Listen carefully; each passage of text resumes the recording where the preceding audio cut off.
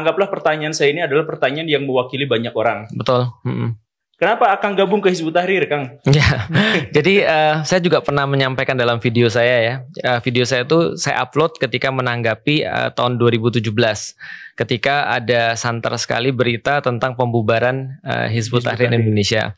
Di situ saya menyampaikan juga klarifikasi, bukan klarifikasi ya, tapi semacam kayak informasi mungkin ya. Bahwa saya itu kan dulu kan bukan muslim. Saya bukan muslim, saya ateis dari SMP kelas 2. Lalu menjadi agnostik di SMP kelas 3, lalu kemudian pencarian 5 tahun baru mendapatkan Islam ketika semester ketiga.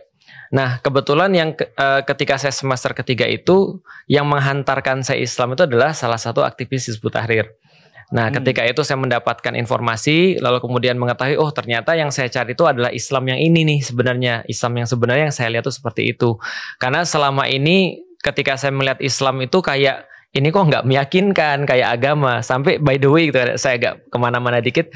Sampai sekarang ketika saya lagi bimbingi orang-orang untuk jadi mu'alaf, saya selalu bilang sama mereka gini, jangan kamu masuk Islam karena ngelihat orang Islam. Dan besok kalau kamu sudah muslim, jangan pernah menjadikan muslim sebagai standar daripada orang-orang, daripada Islam. Kenapa? Nanti kamu keluar lagi gitu kan. Jadi saya juga sama, saya waktu itu merasa nggak serak dengan Islam karena saya melihat ternyata muslimnya. Ternyata setelah saya dijelaskan tentang Islam yang kebetulan daripada seorang aktivis Hizbut Tahrir, akhirnya saya mendapatkan ini sebenarnya saya cari. Islam ini yang saya cari. Namanya Ustadz Fatih Karim. Ustadz Fatih Karim. Nah, kemudian ketika saya masuk Islam, langsung kemudian saya bergabung dengan Hizbut Tahrir pada tahun 2002 pada saat itu. Nah maka 2017 ketika Hizbut Tahrir dibubarkan, ya saya pikir ya biasa aja. Kenapa? Aktivitas dakwah tetap berjalan. Itu adalah judul video yang saya keluarkan di tahun 2017. Itu ada di YouTube saya sampai sekarang. Nah, jadi artinya ya kenapa saya bergabung, karena pada saat itu yang bisa menghantarkan ide Islam secara secara jernih, secara jelas pada saat itu ya Hizbut Tahrir yang datang ke saya. Yang menjawab semua keresahan. Contoh misalnya ya, sebelum saya masuk Islam, pandangan saya tentang Islam itu adalah Islam itu cuma agama ritual. Islam itu cuma agama yang bersifat kayak sholat, puasa, zikir, segala sesuatu yang bersifat ritual dan bersifat cuma ya ibadah-ibadah biasa aja, ibadah mahdoh.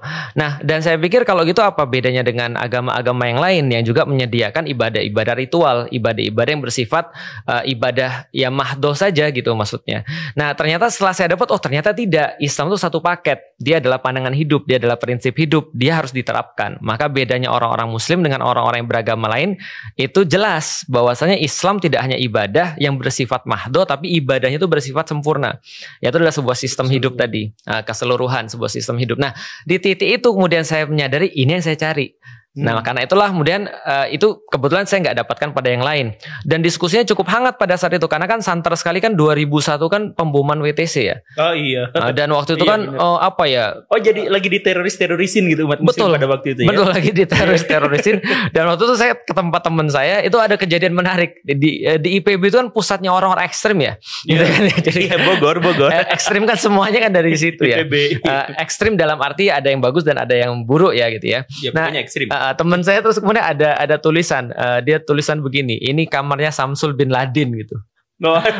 Siapa yang pro Amerika harap tunggu di luar. Coba bayangin, seorang yang bukan muslim ya, yang nggak peduli dengan agama pada saat itu, bertuhan iya, tapi bodoh amat dengan agama. Terus ada tiba-tiba di pintu itu ada ini kamar Samsul bin Laden yang pro Amerika harap tunggu di luar. Saya bilang, ini gila, teman saya ada teroris di sini satu. Saya bilang, ternyata dia nyampein, Lik, besok di kampus ada diskusi tentang menangkis opini negatif tentang syariat Islam.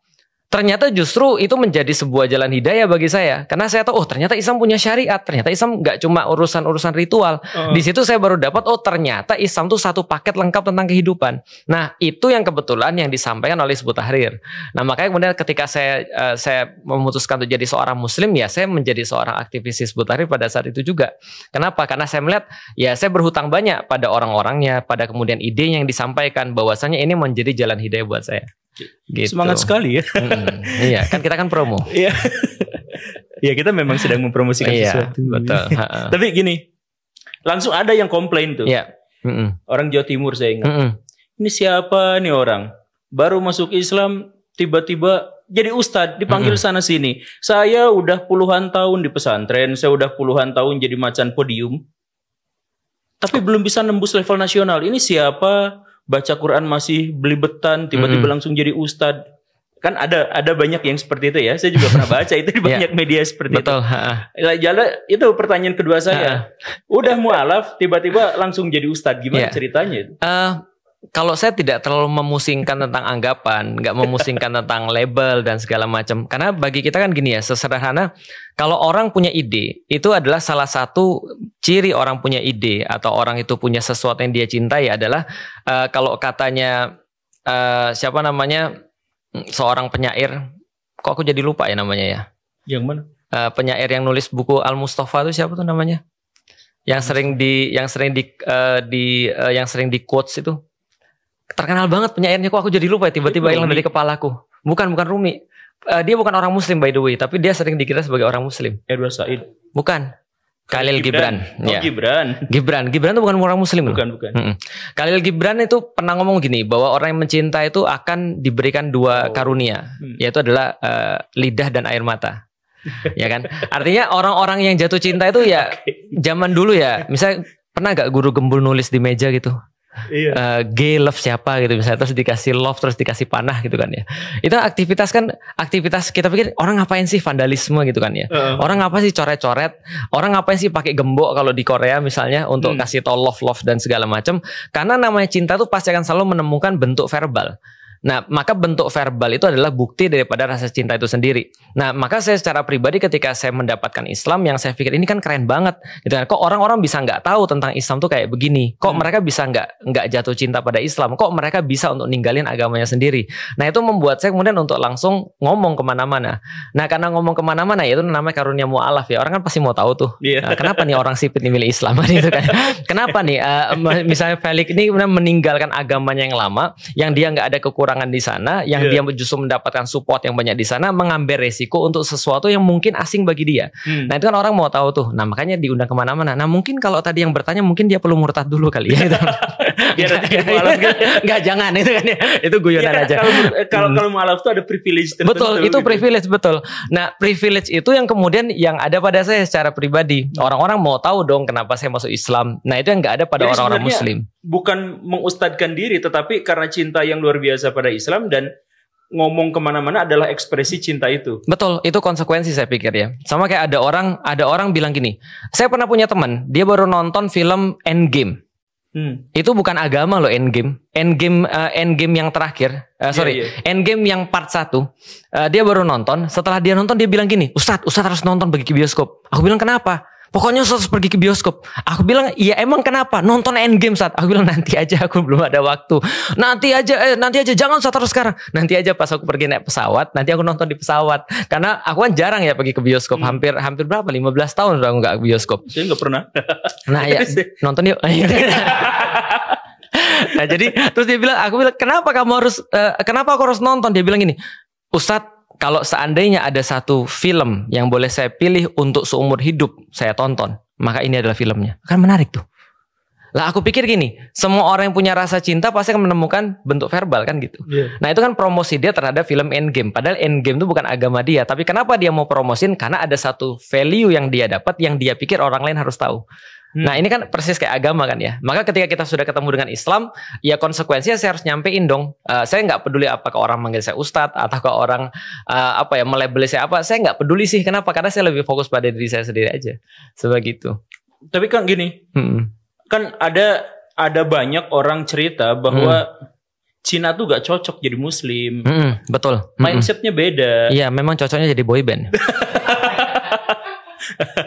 Iya, tapi lucunya kalau seandainya kita lihat justru orang-orang Cina tuh duluan Muslim daripada orang-orang Indonesia. Betul. Ya kan ya. Makanya ada di tahun berapa ya? 651 sudah ada masjid di Guangzhou.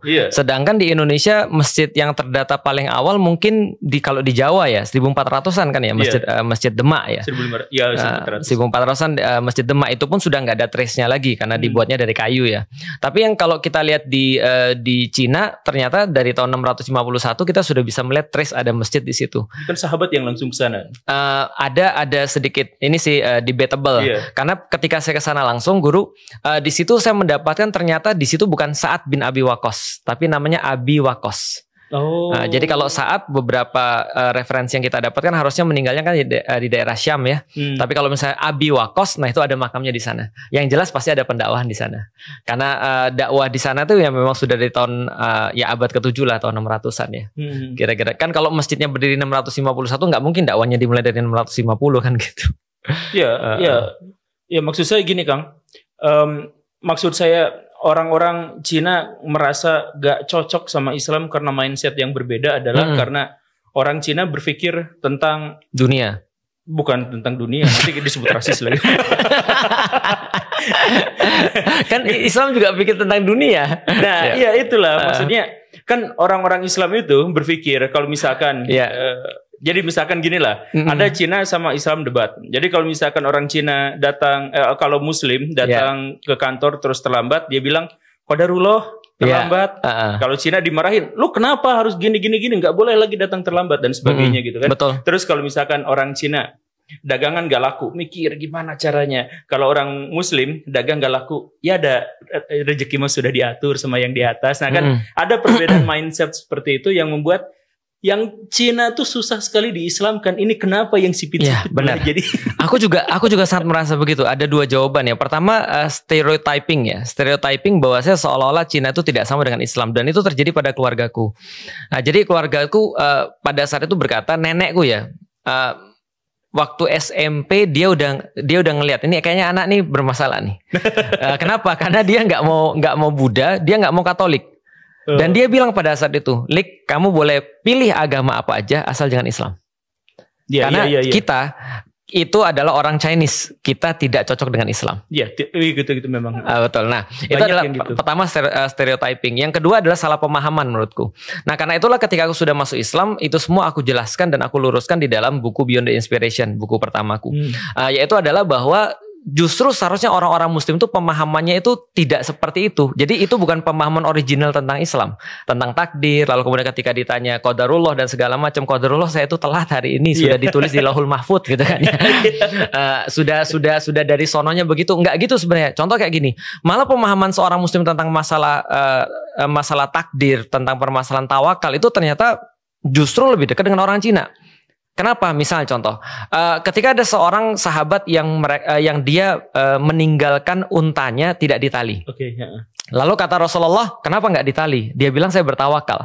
Maka kata Rasulullah, ikatlah untamu dan bertawakallah. Artinya tawakal itu ada bagian di dalamnya adalah bukan di belakang, tapi di bagian di dalam tawakal itu, ada mengikat. Jadi usaha itu di dalam bagian tawakal. Kalau misalnya kita lihat lagi pada kasusnya para sahabat misalnya, ketika perang Mu'tah misalnya, itu para sahabat ada yang dijanjikan 3 syahid. Rasul berkata besok yang pertama kali akan syahid adalah Zaid bin Harithah. Kalau Zaid sudah syahid, maka bendera ini diambil oleh sahabat yang berikutnya, yaitu adalah Ja'far. Ja'far kemudian syahid, nanti akan diambil lagi bendera ini oleh Abdullah bin Rawahah. Jadi ada 3 pemimpin yang Rasul sudah tunjuk. Para sahabat sudah meyakini kalau apapun yang keluar daripada lisan Rasul itu pasti adalah terjadi.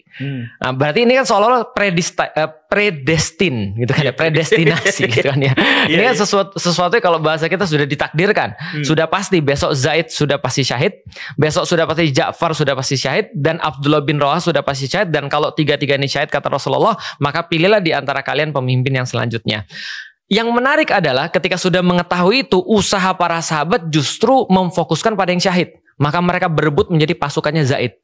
Karena Zaid yang pertama kali syahid. Artinya kalau orang tuh sudah yakin bahwasanya rezeki di tangan Allah, dia harusnya lebih bersemangat.